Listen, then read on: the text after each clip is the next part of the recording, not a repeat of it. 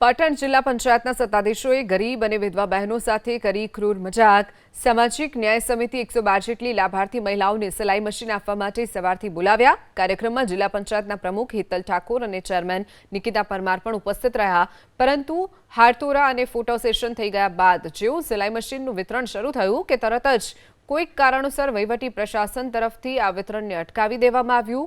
વિતરણ અટકાવતા જ વહેલી સવારથી સિલાઈ મશીન મેળવવા માટે બાળકો સાથે આવેલ લાભાર્થી મહિલાઓએ હોબાળો મચાવ્યો। ઘટનાની જાણ થતાં જ ધારાસભ્ય કિરીટ પટેલ પણ મેદાને આવ્યા। કિરીટ પટેલે આરોપો લગાવ્યા કે અધિકારીઓની જો હુકુમીને લીધે ગરીબ મહિલાઓ સાથે અન્યાય થઈ રહ્યો છે। જો પ્રક્રિયામાં ભૂલ હતી તો છેલ્લી ઘડી સુધી પ્રશાસન કેમ ઊંઘતું રહ્યું? બીજી તરફ જિલ્લા વિકાસ અધિકારી CL પટેલે બચાવ કરતા કહ્યું કે પસંદગી પ્રક્રિયામાં ક્ષતિ હોવાથી સિલાઈ મશીનના વિતરણને અટકાવી દેવાનો નિર્ણય કરાયો છે। લાભાર્થીઓની પસંદગીમાં કેટલીક વહીવટી ક્ષતિઓ રહી ગઈ હતી। સાચા હકદારને લાભ મળે તે માટે હાલ પૂરતું વિતરણ સ્થગિત કરવામાં આવ્યું છે।